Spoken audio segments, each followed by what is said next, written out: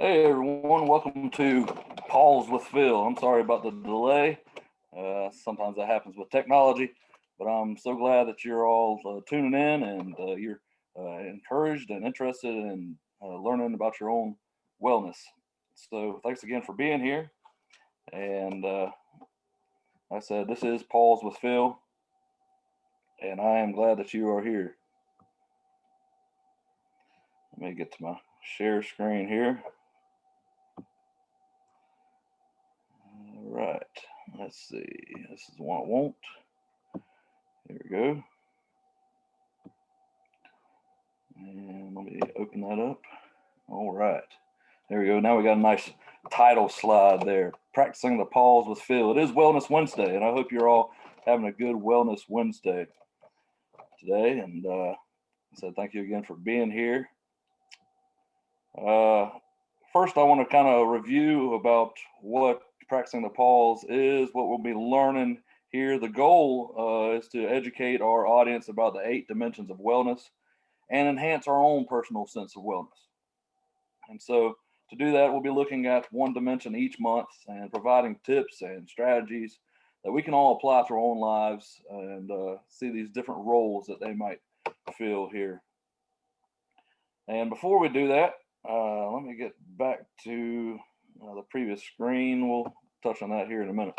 But like I said, this is Practicing the Pause with Phil, and I want us to get used to doing that, to practicing the pause. And so hopefully you're at a place where you can do that now, and I'll kind of guide us into doing that. You know, practicing the pause is a mindfulness exercise, this mindfulness skill, and it can help us throughout life in dealing with problems. That problems might come up. That it helps us to focus on one problem at a time, and rather than becoming overwhelmed. And if you're anything like me, you know, it sometimes seems like there's just so much stuff going on all at once. And so practicing this mindful exercise, such as breathing, can help us to focus on one problem at a time. And I think that would be good for all of us, to be to use these skills in a way that can help better our lives.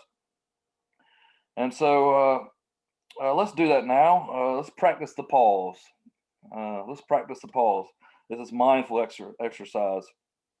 And so if you can, find a relaxing place. Find a relaxing place and sit comfortably. And we'll do this just for about a minute or so. Hopefully you found a relaxing place and you're sitting comfortably. And I want us to breathe in deeply. Let's do that together. Let's breathe in deeply. And then release. Let's do that again. Breathe in deep. And then let go.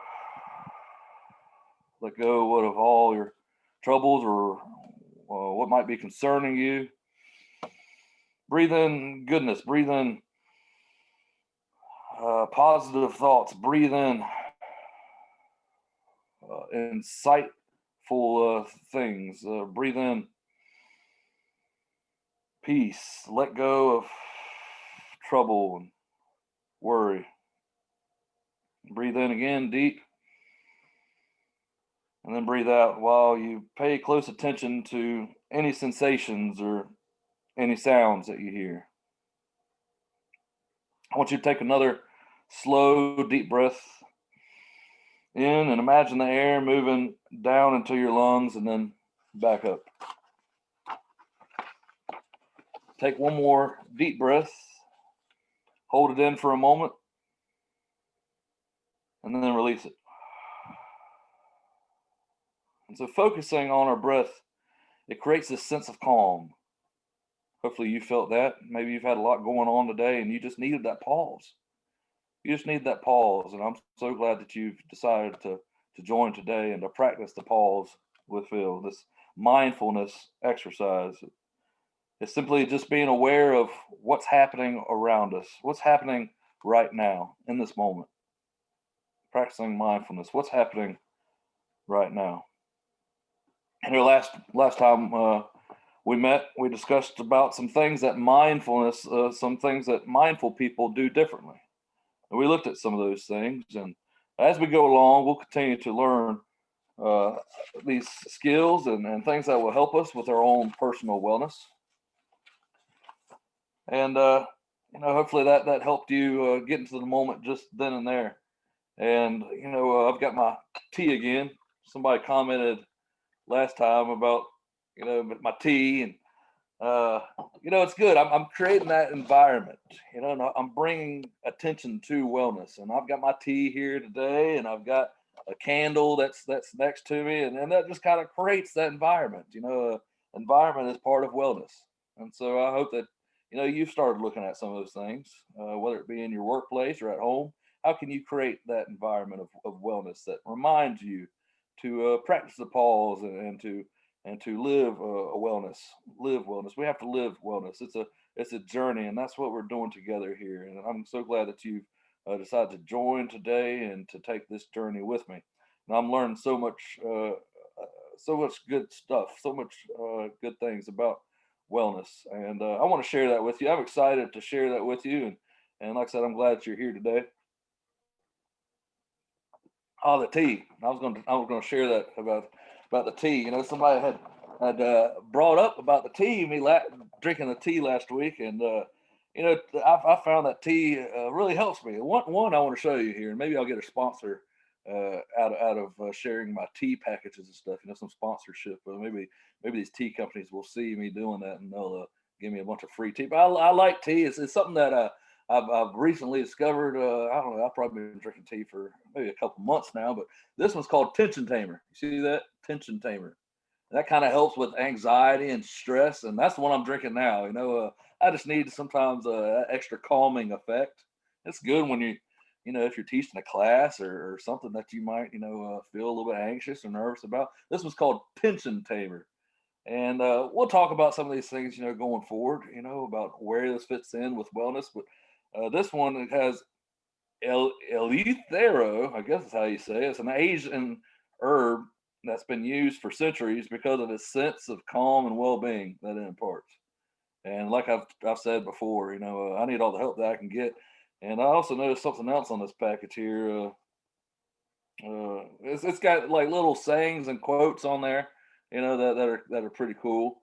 But this one, I saw it somewhere here. It talked about. Oh, here it is. That's another herb. Uh, let's see. Oh, that's not it. Sorry. I thought I found it.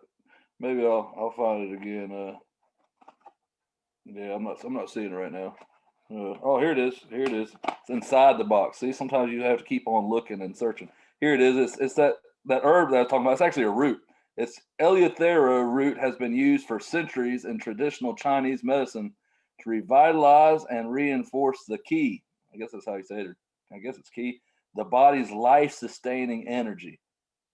And I've noticed, with my research of wellness, it talks a lot about energy, this life energy that we have, and so we'll be learning about more about that as we go along.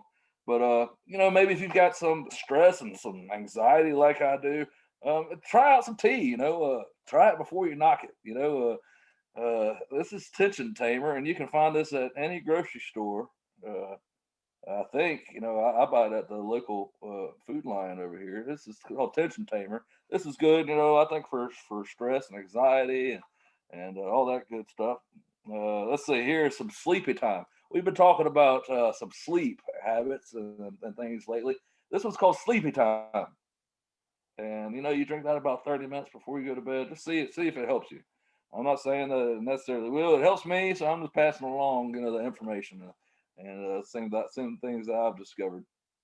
All right, that's for tea, right? We want to create that environment, some reminders for wellness. So maybe if you see some of these teas laying around your house, maybe you'll say, "Oh, you know what? I need to get to bed, and I've had trouble sleeping. Maybe I'll pour me some sleepy time." Sleepy time. Any of these tea companies, Celestial, you see this, you can give me some free tea, all right? And Tension Tamer, right? For anxiety, stress. There's just some of them. I've got a whole cabinet full of different kinds, and whatnot. And like I said, as we go along, maybe I'll share some of those with you there, some of the different teas and things that I drink. Well, we're creating this environment, about wellness, and I'm excited about it. I'm glad that you're here. And I've got some good things to share with you all today. So I'm glad that you're here. And hopefully some of these things are helping. Maybe you're having some awareness of your own wellness and you're starting to change some things. That's what wellness does. It helps us to look at our lives and make some of these changes that we want to do. It's up to us. Up to us. That's where lies the power. It's with us. We have the power. All right. So, like I said, I've got some cool stuff to share with you all today. I'm excited that you're here. I'm excited that you're listening, that you're tuned in, and that you want to take this wellness journey with me. That you're practicing the pause with Phil. All right. So, what came to my mind earlier today that I want to discuss here is in sobriety and recovery. All right. The message is carried. The message is carried. It's carried from one person to the next, one recovering person to the next. It's this message of hope that recovery is possible, and that's what wellness deals with. Wellness deals with the possibilities, and we'll talk about that as we go along here. But recovery is passed from one person to the next, or at least the message is. All right, and so it's often said that the recovery lifestyle, that's someone who lives and embodies the principles and elements of recovery, is what's attractive. So somebody, let's say, is still, in the clutches of addiction, and somebody comes and says, "Hey, I want to share my experience." They share their experience with them, this experience of strength and hope with the person that recovery is possible. And so the person, might have some questions. Well, how did you recover? And they see this person's lifestyle. They see what's attractive. What's attractive about this person's lifestyle? That they see it's more than just this person's just free of drugs and alcohol, which is important, right? Don't get me wrong. To be free of drugs and alcohol is huge, but they also see more in the person. That's what I kind of want to show and to illustrate here is that they see more than just somebody who's just come off of drugs or alcohol. They also see that the person has joy and freedom and happiness. That's the attractive qualities that they see in this person. And so that's what they begin to want for themselves. It's these qualities that the individual in recovery shows.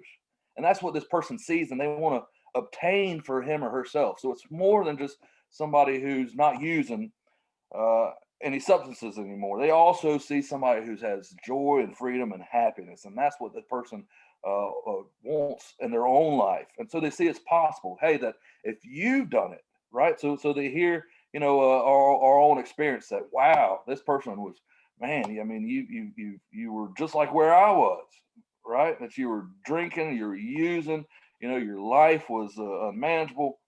And now I see that you have joy and freedom and happiness, and that's what I want for myself. And so they start seeing these things, these qualities in the other individual, and that's what attracts them to a lifestyle of recovery. Someone said, one of the founders of the recovery movement that happened in the 30s or so, said that we insist on enjoying life. That if they could see no joy in our life, that they wouldn't want it. And so that's these qualities that people are attracted to, and the possibility that, hey, if he or she did it, then so can I. And so it's this personal development that, hey, I also want these qualities. I want what this person has. Someone that I admire, I look up to, has and demonstrates these qualities in their own life that I find attractive, and that I also see that's lacking in myself and my own life. And that it's possible to develop these qualities. It's possible. And so it's not necessarily the material things like the person drives a Ferrari. Yeah, it might be. Hey, if that person, climbed the ladder and did that, maybe that's possible for me. But it's more than just material. It's also the things that money can't buy, like character and honesty and integrity and some of these other qualities that a person might have. That you can say, yes, that's what I want, and those things are attractive. Those things are attractive. And so I was thinking, maybe something that we could think about today as we move along is what's what's someone that you look up to, that you admire, some qualities that you might uh, admire in an individual. Not necessarily that you want to be that person. We are ourselves, and I think that's an important thought and important idea to discover for ourselves, is that we are ourselves. We shouldn't uh, necessarily try to be like someone else, but we can admire their qualities. Maybe some qualities that we would like to see in our own life, whether it be confidence or maybe it's public speaking. Some of these qualities that we would like, and I would like for you to consider that, to think about maybe someone who you admire, that you're looking up to today, and what are some of those qualities that you admire about that person, and why would you like to grow in those qualities? Maybe it be for work, or maybe just for relationships. I'd like for you to just think about that for a moment. Who is someone that you are admiring, and would like to see some of the qualities in your own life? And so, as I was uh, preparing the research to teach this class, to go through this material today, I came across a guy named Dale Carnegie. Anybody ever heard of Dale Carnegie? I just recently ordered some books of him. I'm sure if I have some books currently, but I ordered some, and uh, he talks about personal development, and that's kind of what wellness is looking at, is growing. It's growing in wellness, and so I want us to get past this idea that it's just physical, like exercise and nutrition. Wellness has a lot more than just a physical wellness. And so, are you familiar with Dale Carnegie? Have you ever heard of him? Dale Carnegie was an American writer and lecturer. He grew up on a farm, in poverty. Uh, he became a successful salesman in life. Then he eventually quit being a salesman to pursue acting. Uh, that didn't really pan out for him. And so he was unemployed for a little while, and he was nearly broke, and he was living at the YMCA. Uh, and he tried to be a writer, but without success. In 1912, he persuaded the YMCA hotel manager to allow him to teach a class on public speaking. He got himself a classroom in return for 80% of the net proceeds. And so he began teaching. He ended up working towards his dream as a lecturer, and he discovered this technique uh, for public speaking. And public speaking can be something that we might want to grow in, right? Maybe that's something that you feel challenged to do, and you'd like to get better at. And so Dale Carnegie taught his students that to help with their public speaking was, he first told them to speak about something that made them angry, and they found that this was successful. He noticed that his techniques made his students unafraid to speak before an audience. And so he found success, and he became a successful teacher, capitalizing on the average American's desire to have more self confidence. And so maybe one of the things that you admire about somebody is that they're a good public speaker. And so maybe that's something that you might want to look at to grow in. And hopefully, as we go along, wellness will help you do some of those things. Uh, he eventually found success in writing. In 1913, he sold his first best-selling book, and that's what it was on, is public speaking and influencing men in business. And so he began to find financial success. Uh, his lectures were sold out, uh, and then the after a couple of years, the stock market crashed, and he lost everything. And so through that experience, he learned to accept that the worst can happen, and then he proceeded to improve on the worst. So, I think that's something that's admirable, is when you see people overcome some of these challenges in their life. Uh, and he took responsibility. And we see his personal development here, his 7 secrets of personal development. And the first is that universal law that we've talked about. One, it says only you can take charge of your personal development. We're responsible, and that's what this universal law of wellness says, that we are personal accountability, this personal accountability and self-responsibility. And so you kind of see how this personal development and wellness look similar to each other. The second one says development is a personal process, and that's also what we find in wellness, that it's personal. That we each have different individual needs, and we're unique. We're unique in that regards. Third, he says success often occurs in places where you least expect it.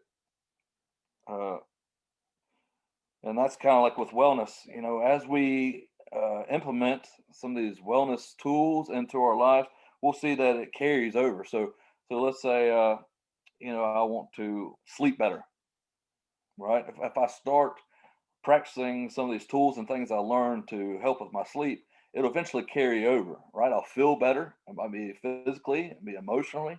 It might help me to perform my job better. And so it goes into all these dimensions. And so success often occurs in places where you least expect it.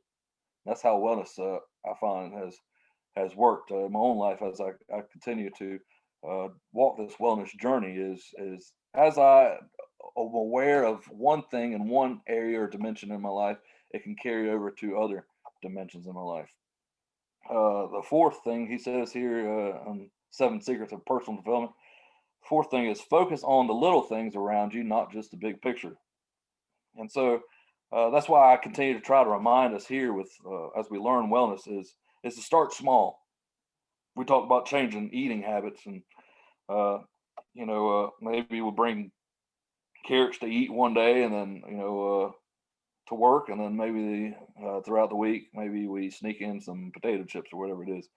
It's the small steps to be there. It's not strict protocol to stay on something, where it's just rigid and it's disciplined. Wellness shouldn't feel like that. That's going to take the joy out of wellness, and that's the first principle or universal law in wellness is this life of joy. They call it the life of Esprit. All right, so you want to have joy in what you're doing. It's not to be where the joy is just taken out of life. Right, so it's progress, not perfection. And here he says, focus on the little things around you, not just the big picture. Uh, and so as you're making those small steps, hey, you're getting somewhere. You're getting somewhere. And so focus on the little things, not just the bigger picture.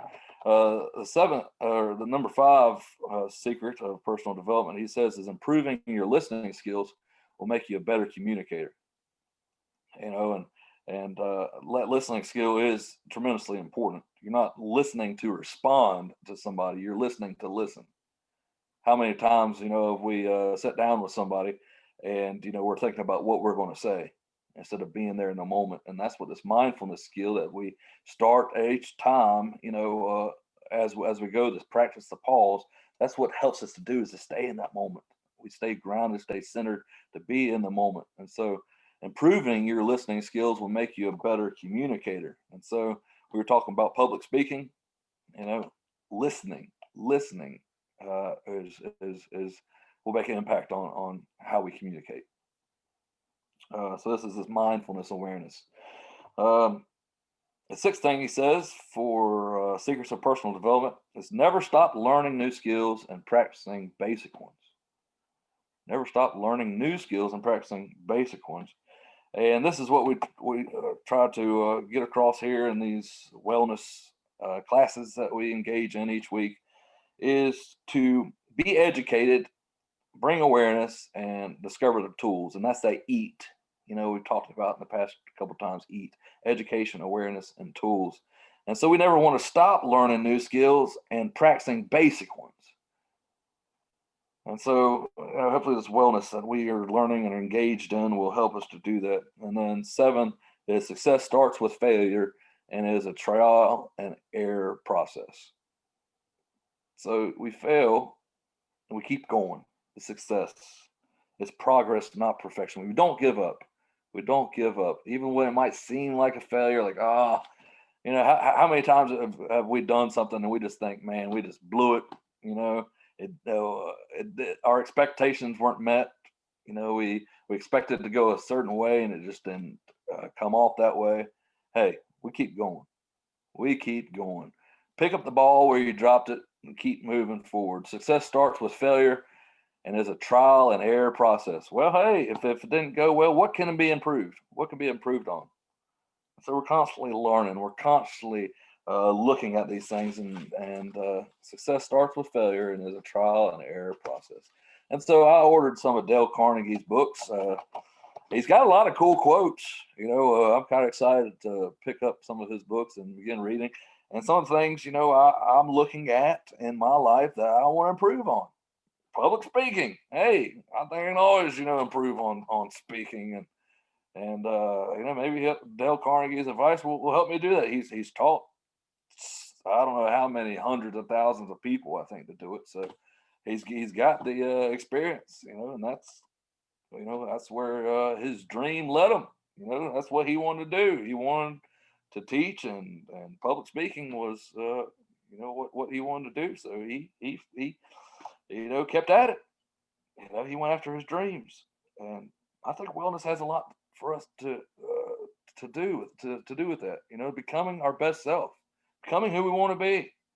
And there's some areas in our life that I think we can strengthen, and for us to find out what those things are. Write them down. Like I said, wellness isn't just about physical. It's not just about nutrition and a healthy diet and exercise. And it's a lot more to do with our whole person. What's this potential in us that we want to see actualize? That's what wellness is. And I'm learning as I go. And one of the books that I'm reading says, if you want to learn something, teach it. And so that's what I'm trying to do, and I'm hoping that you all are able to take something away each time, from what we're learning. That this is going to be practical. That you're going to see some things in your life that you want to change, and this will help you do it. Education, awareness, and tools. I hope that we can all be on this journey together and continue to move forward. Speaking of which, Dale Carnegie said, most of the important things in the world have been accomplished by people who have kept on trying when there seemed to be no help at all. Most of the important things in the world have been accomplished by people who have kept on trying when there seemed to be no help at all. So I want us to just see these small steps. What are some small changes that you can implement in your life? To become the person that you want to be. And I asked, earlier, who is somebody that you admire? Is there somebody maybe that you're reading, or somebody that you discovered that you admire some of the qualities in their life? I said, we started this recovery journey. I know I did by somebody carrying the message to me and me seeing that what they had in their life was something that I wanted. This personal development. I saw that they had freedom from drugs and alcohol, that they had joy in their life, that they had happiness in their life, that they had social connections of true caliber, real friendships. We find and discover real friendships in recovery. And so we begin this journey. This climb upward with help from each other. And here he says, most of the important things in the world have been accomplished by people who have kept on trying when there seemed to be no help at all. And what's so cool about recovery is we have support, but we all have to be engaged, and we have to carry the message, and we do this thing together. And so I have this question for you. Are you living well? Are you living well? And I want to review a little bit about what wellness is. I said we need to have it in our mind that health and wellness is different. They're not the same.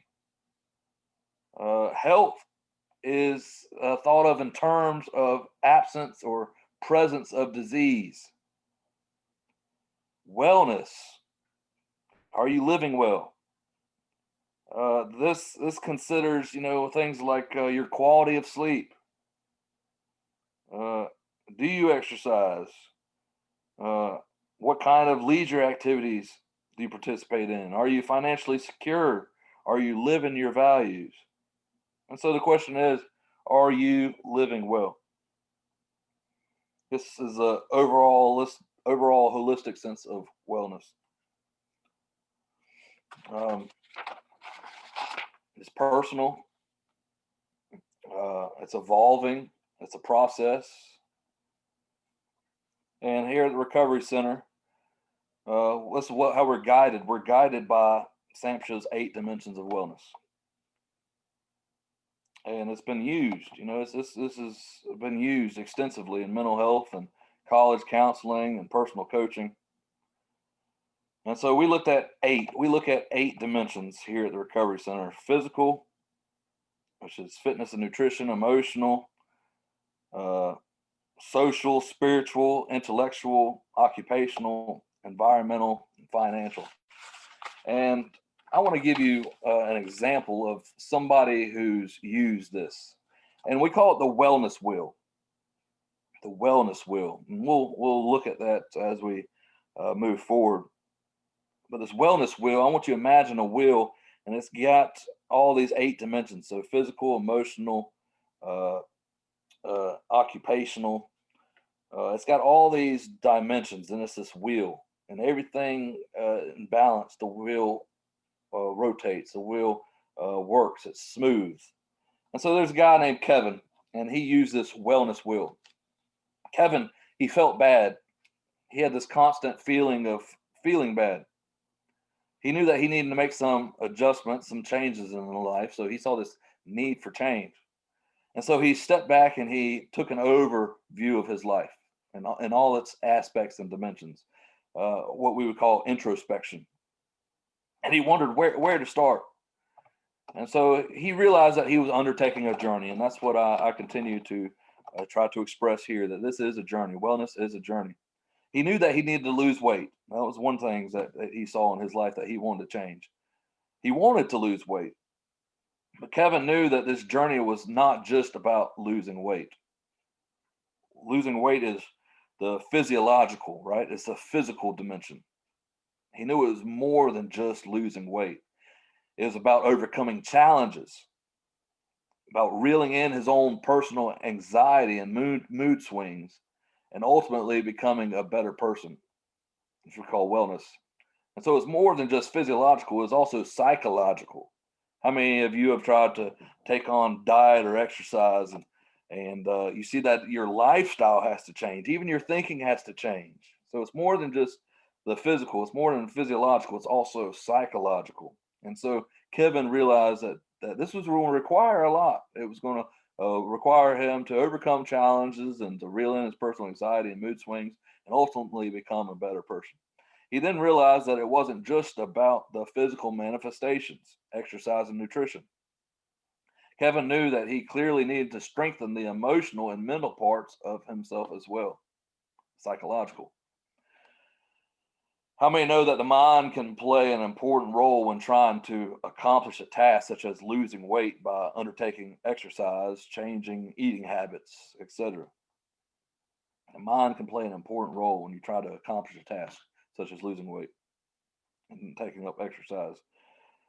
We have to, when you go to the grocery store, you have to start choosing better foods instead of all the sweets and the greasy foods. You have to intentionally make those choices. And so your mind is mental exercise. There's a lot that goes into it. It's not just physical, but it's also psychological. The mind tells you that you can't. See, it's not just the physical, but the mental and emotional as well. And that's why we take this holistic approach and improve all aspects of our being. There's a theory or framework that will guide the implementation of self-improvement. Self-improvement, that's what we're looking at with wellness. And Kevin found it in the 8 dimensions of wellness. And that's what we look here at the Recovery Center. It's 8 dimensions of wellness. He discovered the wellness wheel. And so Kevin, one step at a time, he began to look at each of these aspects, these dimensions in his life. And so he spent time drawing his own wellness wheel. Kevin tried to start SMART. He tried to set SMART goals. SMART stands for specific, measurable, attainable, realistic, and timely goals. And so Kevin sat down to make these goals for each one of the dimensions.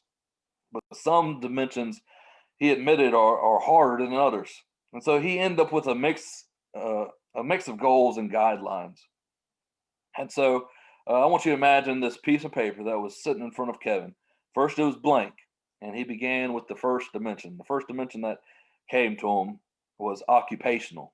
Occupational, his job, what would help him to pursue maybe a better employment, whatever it could be. Maybe it was satisfaction at the job that he was at. He sat down, and number one, he wrote down occupational. That was his dimension, the first one that he looked at, occupational. Here's Kevin, wanting to lose weight, but he's looking at all the dimensions in his life. And so the first one, occupational, that dimension, he wrote down a goal that he wanted to set, a guideline that he wanted to set. And one thing that Kevin wanted to do under occupational, so number one, occupational, under that he put complete my PhD by May 30th. That had to do with his occupational dimension. And under that, he also wrote another goal was to read widely in research. So he's setting these tasks, some of these goals to help him reach what he wants to reach, this personal development, this wellness. Under what his last point was to read widely in research, he put down another point, continue networking for post-doc during year. And so he had those goals underneath his occupational wellness. And then he went to the next dimension. The next one was intellectual dimension. He wanted to limit social networking and junk web browsing to 30 minutes a day. And that's one of the things I had to learn too. When I got on Facebook could take a lot of my time. And so now, since I've been cutting out my time on Facebook, it becomes a little bit easier now. Now I know my mind sends a signal saying, okay, it's been 10 minutes, maybe 15 minutes on Facebook, time to get off. And I shut it down. I go through I scroll through, kind of see, all right, what's everybody up to? And then I get to a certain point and I turn it off. Kevin saw in this intellectual dimension, he wanted to do the same thing. Limit social networking and junk web browsing to 30 minutes a day. He said, that's enough. 30 minutes a day, that's all I need. And so he wrote that down. Then under that, he wrote, set goals weekly and evaluate myself. For intellectual, under this intellectual dimension, set goals weekly and evaluate myself. And the next thing he saw that he wanted to do under intellectual was read for pleasure. And so you're going to see as he writes these things down and as he continues to do them, his life, he's going to see that it's improving. He's going to have more time because he's not spending more than 30 minutes a day on social networking and web browsing. And he's setting goals weekly. And then he's reading for pleasure. What brings him pleasure is to sit back and to read. Instead of junk web browsing, he's going to pick up a book. And he puts this under intellectual dimension. The third is spiritual dimension. He writes that down. Number 3, spiritual dimension. Kevin said that he wanted to be grateful for what he has. He wants to practice mindfulness and meditate daily. And he wants to remember what drives his work. What's the driving force behind his work for doing what he does? And so that was under spiritual dimension. He wrote down the fourth thing, another dimension, physical dimension. He wrote that down. Number 4, physical dimension. And how Kevin started his exploration into wellness, remember, was to lose weight. Starts off with the physical. That's what brought him to this wellness journey. And so, number 4, physical dimension. One of the things that he wrote down underneath physical was get to 150 pounds and 22% body fat. He wrote that down. Under that, he wrote exercise 3 to 4 times a week. So notice that these goals and things that he's setting for are specific. They're not broad. He narrows them down. I want to exercise 3 to 4 times a week. I want to get to this amount of weight, this amount of body fat. They're specific. Remember, that's SMART. SMART goal. SMART is specific, measurable, attainable, realistic, and timely. So we don't want our goals to be too broad. We want these things to be manageable. And so underneath physical, that's what he writes. He wants to get to 150 pounds. He wants 22% body fat. He wants to exercise 3 to 4 times a week. He wants to eat balanced meals and vitamins daily. And then he wants to go to bed early and wake up at 6:30 to 7 a.m. He's writing these things down underneath each dimension: intellectual, spiritual, physical dimension. Here, he's writing underneath physical dimension. Then he goes to the 5th one, which is an emotional dimension. The emotional dimension. He sits down. He's writing it on paper. He's got it in front of him. He's writing it down. The emotional dimension. He writes underneath the emotional dimension to find at least 5 good things in every setback. So when he encounters a setback, what's the 5 positive things that he could get out of that setback? 5 good things that he could get from going through that experience. That's what he wants to do. Whenever he finds a setback, whether it's all right, well, he missed a meal, or he didn't sleep right, or he found that he was on the web browsing more than 30 minutes. What's 5 good things in every setback that he could find? Next thing underneath the emotional dimension, he wrote down, stop comparing himself to others. I talked about that last week, I think it was if you see somebody going to the gym 10 times and you're only going to the gym once, don't beat yourself up to it. Stop comparing yourself to other people. This is individual journey. This is personal. This is unique to you. This is for your own personal wellness, not about what somebody else does. We're all on different levels, different places in life. Just bring awareness that this is something that we want to try, that is something that we want to do for our own sake, for our own benefit. It's not comparing ourselves to others, not looking at their wellness journey. We can admire some qualities about them, and maybe that will help us on our own path. But we need to stop comparing ourselves to others, because they could be at a different level. They could, everybody has to start somewhere, And so this is what Kevin writes down, that he wants to find at least 5 good things in every setback under emotional dimension and stop comparing himself to others.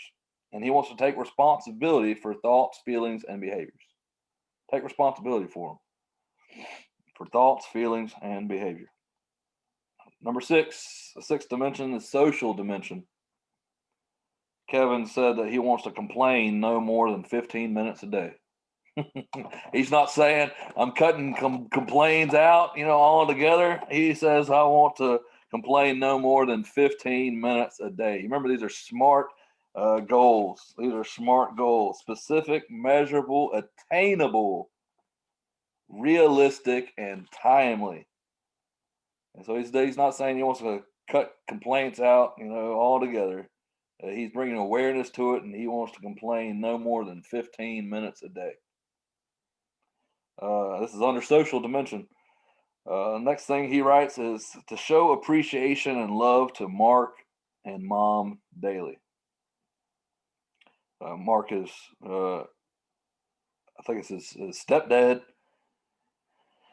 and his mom. He wants to show appreciation and love to both of them daily. If I was working with Mark, I might ask him what specific things could he do I would probably want to know a little bit more about how would he show appreciation and love to his stepdad and his mom daily. Um, but hey, that's a goal and that's something to be worked on. Uh, Underneath that, he writes, "Set boundaries with others.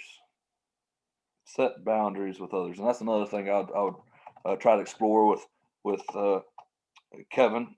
At the same time, is what would that look like? Boundaries. What kind of boundaries would he like to set with others?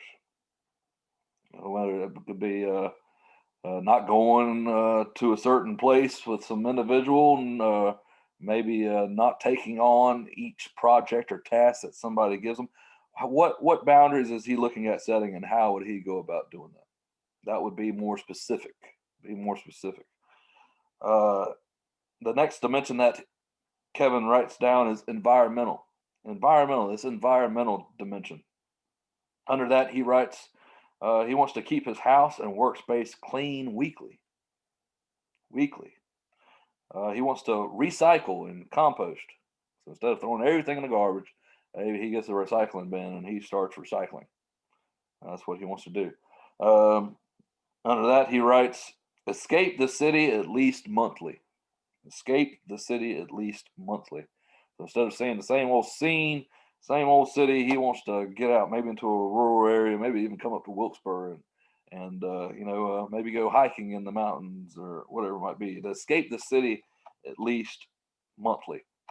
And so I got a question for you. Hopefully you're all still staying engaged and you've been following along. I've got a question for you. I hope that you're paying attention. What dimension was not covered? Were you writing these down?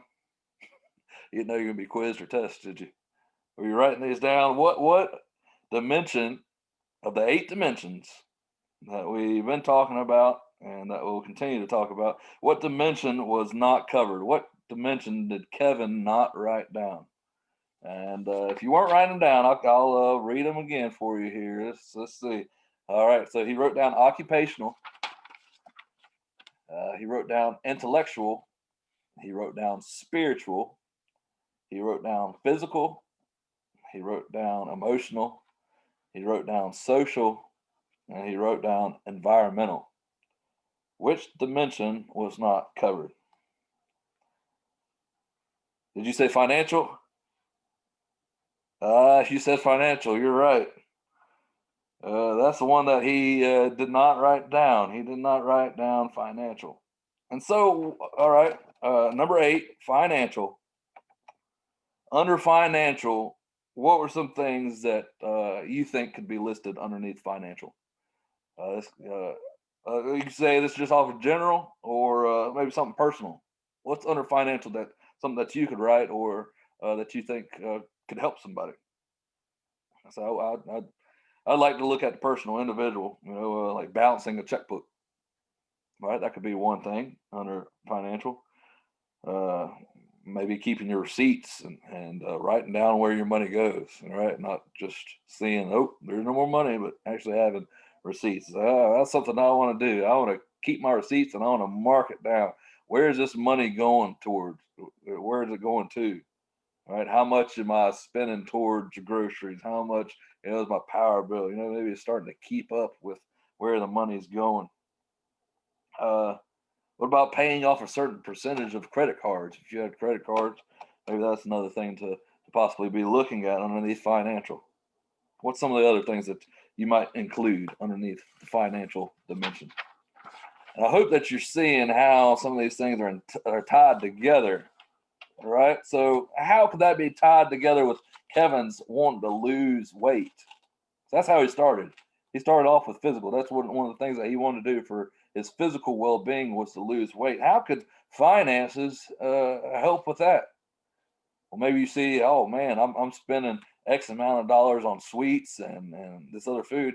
I found that if I spend my money at the grocery store a little more wisely, it might help with what I bring home to eat.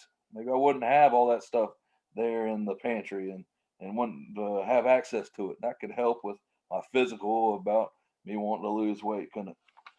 All right, so now Kevin has his holistic framework for self improvement.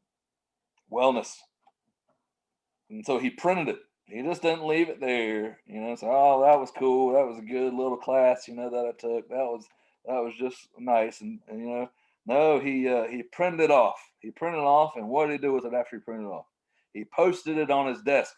Now he's going to be aware of it. Now he's going to see that thing, and not only that, he came up with these goals for himself. He's personally responsible to himself now. It's not, saying somebody, come along and saying, oh, you've got to do this, not the doctor. No, he made these goals for himself, and he wants to stick to it. He wants to do this thing for himself. He printed it off and he posted it on his desk. And so now, just after doing that, Kevin's head feels more organized and he feels more confident that he can implement the changes he wants to see in his life. This is what he wants to do in his own life. And so let's give Kevin a hand. Let's give Kevin a hand for writing down those dimensions and putting thought into it. I hope that you're able to do that, and that you will do that. It's not to be rushed. Maybe you just want to write down those dimensions, and come back to it at a time. But I hope that we'll continue to look at these things, and that you're starting to understand what wellness is about. That's the whole goal. I'm trying to do my best of explaining some of this material and passing along what I've learned, and because I do, I think we'll be much better for it in the long run. And I'll close with this: what Dale Carnegie says there. Most of the important things in the world have been accomplished by people who have kept on trying. There seemed to be no help at all. So I hope that you feel that you have help here. And, I'm not sure where this class is going to lead to, but I would like to hear from you. I would like to hear maybe some of the things that you are learning here by sitting in and listening to me talk about wellness is helping in your life. I'd like to hear from you. I would. What are some things that you might be implementing in your life because you're being educated and aware of it and some of these tools that we're learning here? How's that helping you in your life? So I want this to be practical. I don't want to just be spewing information out. I want it to be making a difference. And so maybe you want to write me and say, hey, because I've been sitting and practicing with Phil, I've been pausing, I've been practicing the pause with Phil. I've learned this and I'm implementing this in my life. And so maybe you'd like to write us there at the Recovery Center. You can address it to me. Phil, like I said, I'd love to hear from you. I would love to hear from you. And also, I want you to know that you don't have to do this alone. Like that quote says, you don't have to do this thing alone. We have support there at the Recovery Center. We've got peer supports that would love to talk to you. And this is how we're guided. We're guided on the SAMHSA 8 dimensions of wellness. And so we want to look at, everything that's going on in your life. And we want to see the best for you. We want to see the best for you. And so I do. I hope that you consider writing us or calling us or paying us a visit there at the Recovery Center. Our address there is 1907 West Park Drive, and we're open from Monday to Friday, 9 to 5. And I hope that you will. You'll let us know what's going on in your life. What changes are you making? And I hope that this course is making a difference and you're able to take something away each time that we meet. And I'm so thankful for the opportunity, and I'm grateful for this Wellness Wednesday, and I hope to see you again. And I hope that you do have a wonderful Wellness Wednesday. So be well, and until next time. Bye.